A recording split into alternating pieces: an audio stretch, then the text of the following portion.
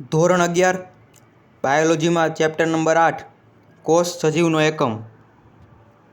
આ ચેપ્ટર સજીવનું શરીર, કોષોનું કઈ રીતે એની રચના થઈ તેની માહિતી આપે છે. સૌપ્રથમ તેમાં જોઈએ તો સજીવ અને નિર્જીવ એ બે વસ્તુઓ આવે. તો કે સજીવ અને નિર્જીવમાં શું ફેર? તો સજીવ કોષ ધરાવે, નિર્જીવ કોષ ન ધરાવે. સજીવ કોષ ધરાવે તો એના બે પ્રકાર, એક કોષી અને બહુકોષી. આ બે કોષોના પ્રકાર. પછી આપણે વાયરસની વાત કરીએ. વાયરસ શેના બનેલા હોય? આ એક્સ્ટ્રા માહિતી છે એટલું. આ જે બોક્સ છે એક્સ્ટ્રા. વાયરસ ડીએનએ, આરએનએ અને પ્રોટીન એના બનેલા હોય. વિરોઇડ્સ આરએનએના બનેલા હોય અને પ્રિયોન પ્રોટીનના બનેલા હોય. હવે ચેપ્ટર 8 આપણે શરૂ કરીએ તો રોબર્ટ હુક વૈજ્ઞાનિકનું નામ રોબર્ટ હુક. માઇક્રોગ્રાફીય થી એણે જોયું વૃક્ષની છાલનું એને નિર્દેશન કર્યું તો એને નિર્જીવ કોષ જોવા મળ્યો. નિર્જીવ કોષ એને લીધો હતો માઇક્રોગ્રાફીમાં નિરીક્ષણ કર્યું. એન્ટોન વાન લ્યુઅનહોક એને જીવંત કોષ લીધો. રોબર્ટ બ્રાઉન કોષ કેન્દ્રની શોધ કરી હતી. કોષમાં અંગિકા આવેલી હોય. પરકિન્સ નામનો વૈજ્ઞાનિક જીવન દ્રવ્યમાં જીવરસની શોધ કરી હતી. કોષવાદ અગત્યનો ટોપિક છે. કોષવાદ. સ્લાઇડન જે જર્મન વૈજ્ઞાનિક હતું અને વનસ્પતિ શાસ્ત્રી હતું. અને સ્વોન બ્રિટિશ પ્રાણીશાસ્ત્રી. ફરીથી સ્લાઇડન જર્મન વનસ્પતિ શાસ્ત્રી અને સ્વોન બ્રિટિશ પ્રાણીશાસ્ત્રી. તેણે કહ્યું કોષ દિવાલ વનસ્પતિ કોષોનું આગવું લક્ષણ છે. તેણે કહ્યું કે વનસ્પતિ કોષનું આગવું લક્ષણ કોષ દિવાલ છે. એટલે કે વનસ્પતિમાં કોષ દિવાલ જોવા મળે એમ.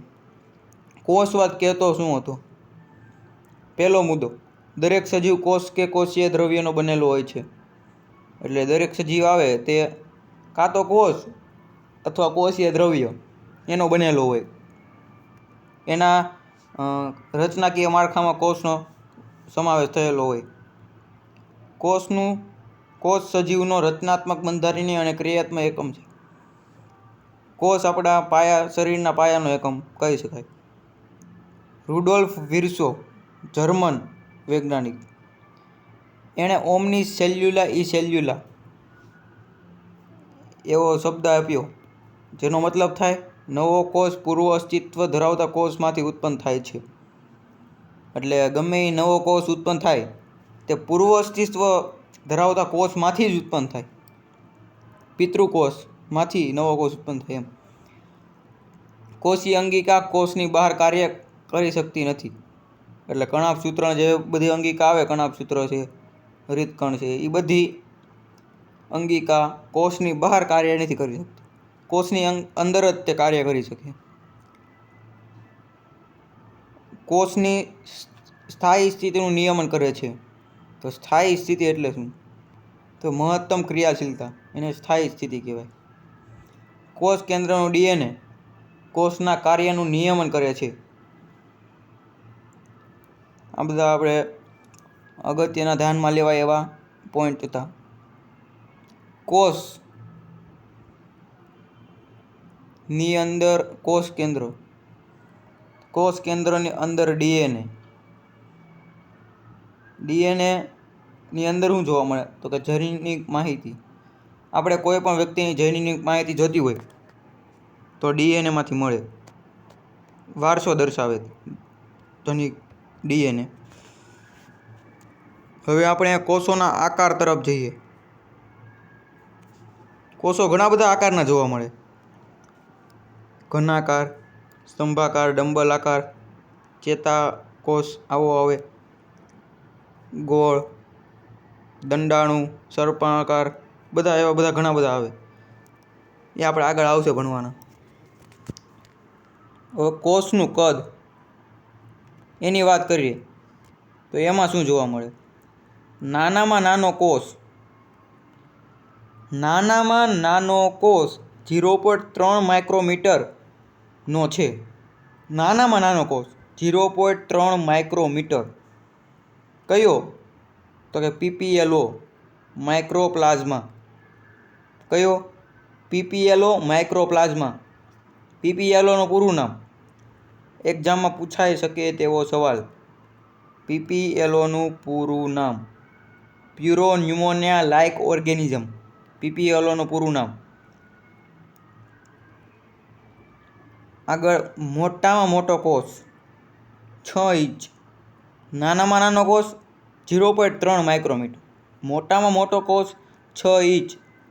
ઓસ્ટ્રીચના ઈંડામાં જોવા મળે, એટલે કે શાહમૃગનો અંડકોષ. માનવ શરીરનો નાનામાં નાનો કોષ રક્તકણ છે. માનવ શરીરનો નાનામાં નાનો કોષ રક્તકણ છે. લાંબામાં લાંબો કોષ માનવ શરીરનો ચેતાકોષ 1 મીટર લાંબો હોય. કોષનું કદ અને ક્રિયાશીલતા. જેમ કોષનું કદ નાનું તેમ ક્રિયાશીલતા વધુ. શું? જેમ કોષનું કદ નાનું ક્રિયાશીલતા વધુ. ક્રિયાશીલતા એટલે તો કે ચયાપચયનો દર. કોષનું કદ નાનું એટલે ચયાપચયનો દર વધારે, એમ કહેવા માંગે. બીજો પોઈન્ટ, ક્ષેત્રફળ અને કદનો ગુણોત્તર. જેમ વધુ તેમ ક્રિયાશીલતા વધુ. ક્ષેત્રફળ, કોષનું ક્ષેત્રફળ અને કદ એનો ગુણોત્તર જેમ વધુ તેમ ક્રિયાશીલતા એટલે કે ચયાપચયનો દર વધુ. કોષ કેન્દ્ર અને કોષ રસનો ગુણોત્તર એ આ પ્રમાણે આપણે જોઈ શકીએ. પછી કોષના પ્રકાર. ખાસ અગત્યનો ટોપિક કોષના પ્રકાર. આ પરીક્ષામાં ઘણીવાર આમાંથી MCQ આવી શકે અથવા થિયરીમાં પણ પૂછાઈ શકે. એડેરિયોટિક સૌ પ્રથમ કોષનો પ્રકાર. એમાં કોષ કેન્દ્રનો અભાવ હોય. દાખલા તરીકે વાયરસ. વાયરસ એવું છે જેમાં કોષ કેન્દ્ર જ ન હોય. એડેરિયોટિકમાં આવે. બીજું આવે પ્રોકેરિયોટિક, એટલે કે આદિ કોષ કેન્દ્ર. પ્રાથમિક કક્ષાનું કોષ કેન્દ્ર. એના ઉદાહરણ જોઈએ. બેક્ટેરિયા, નીલહરિત લીલ, એટલે કે સાયનોબેક્ટેરિયા. આમાં વિશિષ્ટ પ્રકારે વલયાકાર DNA જોવા મળે. ત્યારબાદ યુકેરિયોટિક, સુકોષ કેન્દ્રીય કોષ. ઉચ્ચ કક્ષાના વનસ્પતિ કોષ અને પ્રાણી કોષ યુકેરિયોટિક કોષમાં આવી શકે.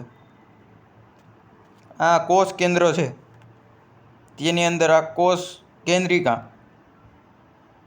અને આ વલયાકાર DNA.